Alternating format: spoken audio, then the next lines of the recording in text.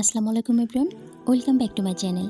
আশা করি মহান আল্লাহর সাথে সবাই খুব ভালো আছেন। সো ফ্রেন্ডস, আজকে আপনাদের সঙ্গে শেয়ার করব হযরত ওমর রাদিয়াল্লাহু তাআলা আনহু এর শাসনামলের একটি ঘটনা, যা শুনলে আপনার মন ছুঁয়ে যাবে ইনশাআল্লাহ। সো ফুল ভিডিওটি কন্টিনিউ করুন।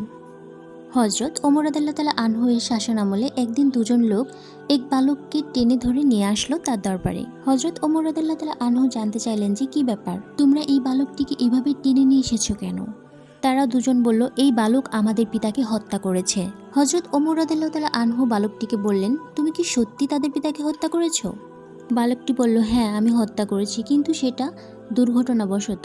আমার উট তাদের বাগানে ঢুকে পড়েছিল, তা দেখে তাদের পিতা একটি পাথর ছুঁড়ে মারল, যা উটের চোখে লাগলো। আমি দেখতে পাই যে উটটি খুবই কষ্ট পাচ্ছিল, যা দেখে আমি রাগান্বিত হই এবং একটি পাথর নিয়ে তার দিকে মারি। পাথরটি তার মাথায় লাগে এবং সে সেখানে মারা যায়। হযরত ওমর রাদিয়াল্লাহু তাআলা আনহু সেই দুই ভাইকে বললেন, তোমরা কি এই বালকটিকে ক্ষমা করবে? তারা বলল, না আমরা ক্ষমা করব না, আমরা তার মৃত্যুদণ্ড চাই। হযরত ওমর রাদিয়াল্লাহু তাআলা আনহু বালকটির কাছে জানতে চাইলেন, তোমার কি কোনো শেষ ইচ্ছা আছে? তখন বালকটি বলল, আমার আব্বা মারা যাওয়ার সময় আমার ছোট ভাইয়ের জন্য কিছু সম্পদ রেখে যান, যা আমি এক জায়গায় লুকিয়ে রেখেছি। আমি 3 দিন সময় চাই, যাতে আমি সেই জিনিসগুলো আমার ভাইকে দিয়ে আসতে পারি। আমার কথা বিশ্বাস করুন। ওমর রাদিয়াল্লাহু তাআলা আনহু বললেন, আমি তোমাকে বিশ্বাস করতে পারি যদি তুমি একজন জামিন জোগাড় করতে পারো, যে নিশ্চয়তা দেবে যে তুমি আবার ফিরে আসবে। বালকটি দরবারের চারিদিকে তাকালো। এত মানুষের মধ্যে কেউ জামিন হতে চাইল না। সবাই নিচের দিকে তাকিয়ে রইল। হঠাৎ দরবারের পিছন থেকে একটি হাত উঠল। কার হাত ছিল এটি জানেন? বিখ্যাত সাহাবী আবু যর গিফারী রাদিয়াল্লাহু তাআলা আনহু এর। তিনি বললেন, আমি তার জামিন হব।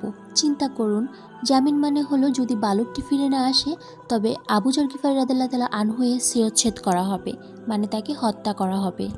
সুতরাং বালকটিকে ছেড়ে দেওয়া হলো।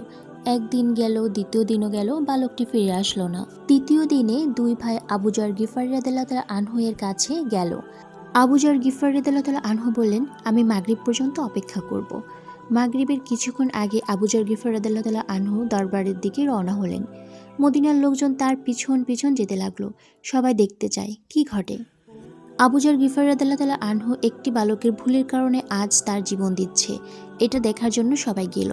হঠাৎ আজানের কিছুক্ষণ আগে বালকটি দৌড়ে আসলো। লোকেরা সবাই অবাক হলো। ওমর রাদিয়াল্লাহু তাআলা আনহু বললেন, হে বালক, তুমি কেন ফিরে এসেছো? আমি তো তোমার পিছনে কোনো লোক পাঠাইনি। তাহলে কোন জিনিসটা তোমাকে ফিরিয়ে আনলো? বালকটি বলল, আমি চাই না যে কেউ বলুক একজন মুসলিম কথা দিয়েছিল কিন্তু সে কথা রাখেনি, তাই আমি ফিরে এসেছি। তখন ওমর রাদিয়াল্লাহু তাআলা আনহু আবু যর গিফারী রাদিয়াল্লাহু তাআলা আনহুকে বললেন, হে আবু যর, তুমি কেন এই বালকটির জামিন হলে? আবু যর গিফারী রাদিয়াল্লাহু তাআলা আনহু বললেন, আমি দেখলাম একজন মুসলমানের সাহায্য প্রয়োজন। আমি চাই না যে কেউ বলুক একজন মুসলমানের সাহায্য প্রয়োজন ছিল, কিন্তু কোনো মুসলমান তাকে সাহায্য করেনি। কথা শুনে দুই ভাই বলল, আমরাও চাই না যে কেউ বলুক একজন মুসলমান ক্ষমা চেয়েছিল কিন্তু অন্য মুসলমান ক্ষমা করেনি। অতঃপর বালকটি মুক্তি পেল। এই কাহিনীটা পড়তে গিয়ে নিজের অজান্তেই চোখ দিয়ে পানি চলে এসেছে।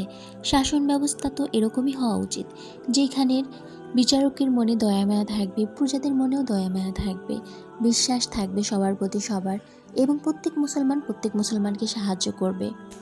হিংসার বদলে হিংসা, খুনের বদলে খুন, এগুলো থাকবে না। তাহলেই শাসন ব্যবস্থা খুব সুন্দর হবে এবং মহান আল্লাহ তাআলাও খুশি হবেন। হযরত ওমর রাদিয়াল্লাহু তাআলা আনহুর শাসন আমলের এই ঘটনার দ্বারা আমরা বুঝতে পারি যে তাদের ভিতরে ইসলামিক ধ্যান ধারণাটা বেশি ছিল এবং আল্লাহর ভয়ভীতিটা সব থেকে বেশি ছিল। এই জন্য একজন খুনিকে তারা ক্ষমা করে দিয়েছে। আর যে বালকটি খুন করেছে সে ভুলবশত করেছে, কিন্তু তার ভিতরে মুসলমানকে কথা দিয়ে কথা রাখার ইমানটা সঠিক ছিল, যেটা বর্তমান সমাজে আমরা কখনোই দেখতে পাবো না। সো ফ্রেন্ডস, আমাদের কাছে যদি কোনো মুসলমান ভাইয়েরা সাহায্য চায় অবশ্যই সাহায্য করবেন।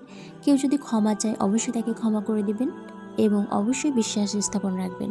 এটাই ছিল আমার আজকের এই সত্য ঘটনাটি। সো ফ্রেন্ডস, আমার আজকের এই সত্য ঘটনাটি আপনাদের কেমন লাগলো অবশ্যই আমার কমেন্ট বক্সে জানাতে ভুলবেন না। দোয়া করি মহান আল্লাহর ইচ্ছাতে সবাই সুস্থ থাকবেন, ভালো থাকবেন। আপনারাও আমার ফ্যামিলি এবং আমার জন্য দোয়া করবেন। আল্লাহ হাফেজ। Thanks for watching.